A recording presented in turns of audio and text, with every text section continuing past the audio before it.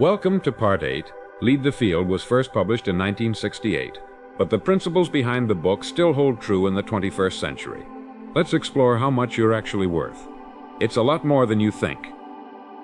Before the atomic age, chemistry professors used to say that a person's worth from a strictly chemical standpoint was about $32 on the going market. In recent years, this view has undergone a startling change. Scientists now calculate that if the electronic energy in the hydrogen atoms of your body could be utilized, you could supply all the electrical needs of a large, highly industrialized country for nearly a week. A DuPont scientist said that the atoms of your body contain a potential energy of more than 11 million kilowatt-hours per pound.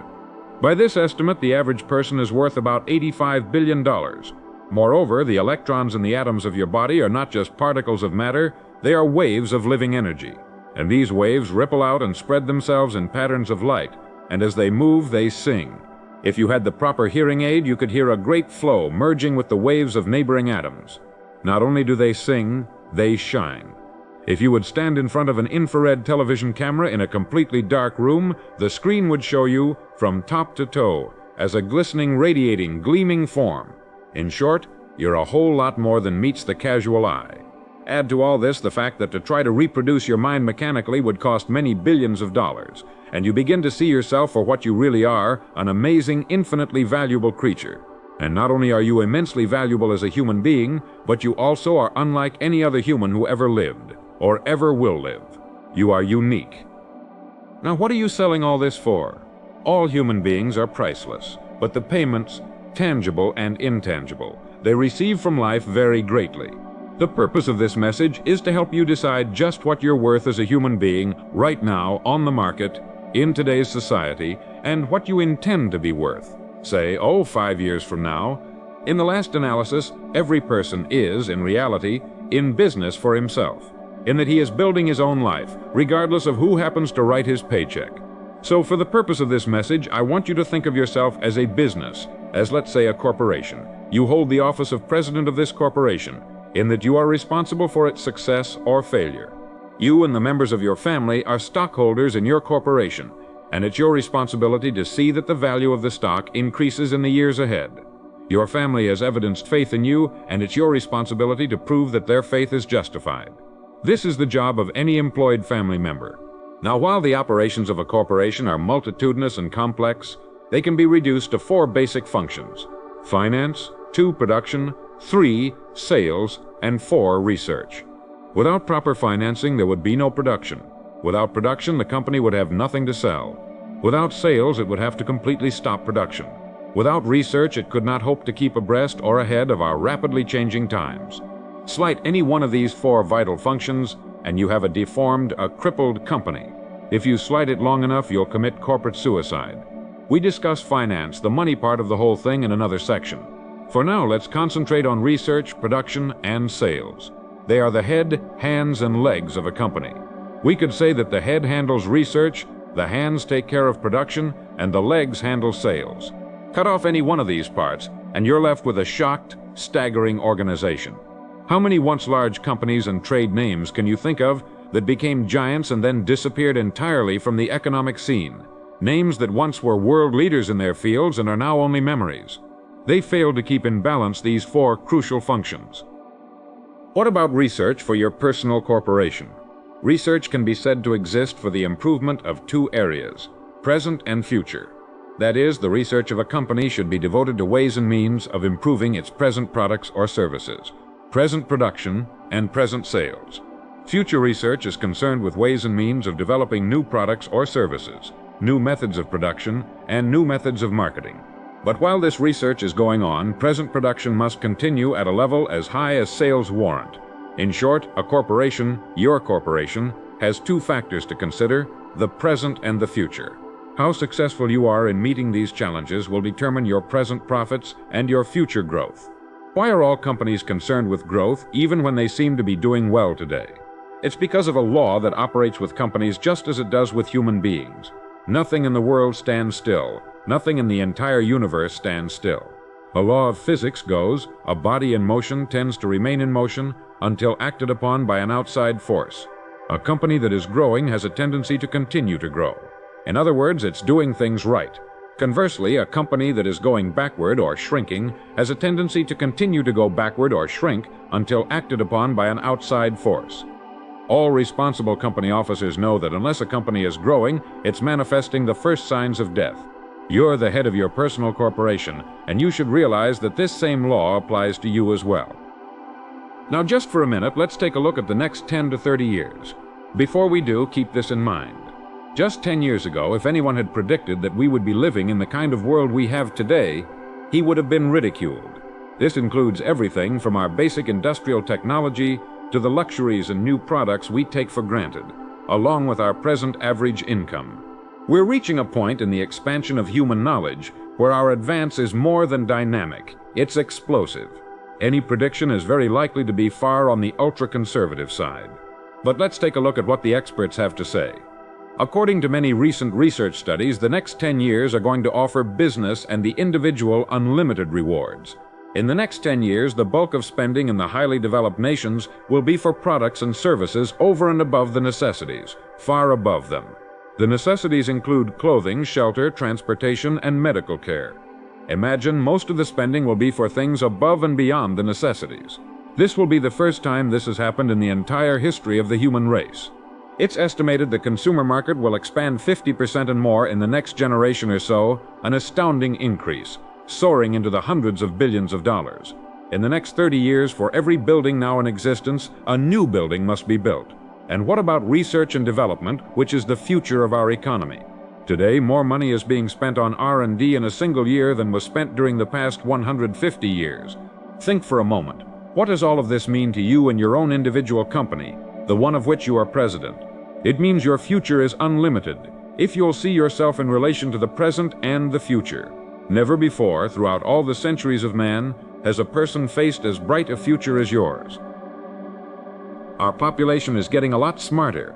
Educational advances during the past 30 years have been remarkable. During the next 30, they'll probably be amazing. The customer is getting smarter every day, and if we're going to continue to meet his demands and sell him our products, we'd better get smarter every day too. The market of the next 10 years will be characterized by diversity, not uniformity. It will also be dominated by taste, not necessity. There will be a great increase in the quality as well as the quantity of consumer choices. There are many signs of the increasing urge for the better things in life. Many millions of adults are currently interested in after-hours study programs, and this number is growing by millions each year. Well, that's just a glance at a few of the things going on around us and what life will be like in 10 to 30 years. Now, each one of us, as president and unquestioned manager of our corporation, can decide what to do about it. We can either grow with it or go backward. We can't stand still, even if we'd like to. This gives us an opportunity to stand back and look at ourselves and our futures objectively, as an intelligent stranger might. Ask yourself, how much am I worth right now, today, as a corporation? What is my value today to myself, my family, and my company? If I were an outside investor, a stranger, would I invest in this corporation? A company growing at the rate of 10% a year will double in size in about 8 years. What attention are you giving to the production of your personal corporation? Can you grow and improve as a person at least 10% a year? Of course you can. In fact, if we go along with the experts' estimates, a person can increase his effectiveness anywhere from 50 to 100% and more within 30 days. Our files are filled with reports from people who exceeded their previous performance to an almost unbelievable extent. People in management and in production who multiplied their effectiveness many times. Students who moved from failing grades to straight A's and the dean's list. People in sales who found they could, through the proper management of their abilities, minds, and time, sell as much of their company's products in a single month as they had previously sold in an entire year. Think what that means. It means being 12 times as effective as a human being. And getting back to the law of cause and effect, it means putting out 12 times as much service, which must and will guarantee our receiving eventually 12 times the reward we formerly knew. 12 times the reward. Remember, please, that if we do twice as much, we have to receive twice as much, and nothing on earth can keep it from us. The same thing applies if we triple our effectiveness. You and I know this, everyone should know this, but remember that fully 95% of people do not know this. Think of the advantage this gives us. It isn't that we want to take advantage of anyone, and we're not, but it dramatically demonstrates the truth of the saying, knowledge is power. You would be amazed by the great numbers of people who stop learning when school is over. Aside from company manuals and other internal literature, they read very little or anything of real value. The introduction of recorded learning pioneered by this company has made substantial gains and is growing rapidly, but as yet it has only scratched the surface. An ongoing education is vital, if we are to stay vital. There's so much to learn, and our school curriculum touched only a fraction of it. One of the most important subjects is getting along with people. We can do things, we can win, only through people. And that subject isn't taught at all in school. The great ideas we're talking about on this program are seldom taught in the home and almost never in school. Go through our catalog of audio programs carefully. With them, one by one, you can maintain an effective, ongoing education program for many years to come. It's true, knowledge is power. What's more, knowledge shows on our faces, and it's apparent in our speech. It helps us raise our children and get along better with our neighbors and fellow workers. Above all, perhaps, it's the greatest motivator in the world. As we learn, our horizons recede. We realize there is more to do and more time in which to do it. Old myths about getting out of action at age 65 are dispelled, and we realize that as long as we're learning and growing, it need never stop, and we become more effective with the passage of time. Tomorrow is a brand new day. Time is the great equalizer. You have no more or no less than anyone else on earth can have. Right now, begin to think of ways in which you can begin to increase your effectiveness, raise your production, knowing that by so doing, you're automatically presetting your rewards. Each day that comes to you, beginning with tomorrow, offers you a clean, brand new page on which to write the story of your life. Forget the past. It's gone. Don't concern yourself with the opportunities you may have missed in the past, but reach out and take each new day as it comes, and ask yourself, how can I best use this day? As you know, we're going to run out of days eventually. If we waste an hour of productive time every day, it adds up to about 250 hours a year that our corporation, our plant, is shut down. We can earn nothing with the doors closed. What is your time worth an hour? Multiply this by 250 and you can see what you're throwing away. Now, whether or not your employer pays for this wasted hour is unimportant. Life will not pay for it. Learn to enjoy every minute of your life. Be happy now. Don't wait for something outside of yourself to make you happy in the future. As my good friend Wally Amos of famous Amos chocolate chip cookies says, happiness is an inside job. Think how really precious is the time you have to spend, whether it's at work or with your family. Every minute should be enjoyed, savored. A human life is really nothing more than a collection of minutes, hours, and days. These are the building materials, and it's left strictly up to us to determine the kind and size of structure we build.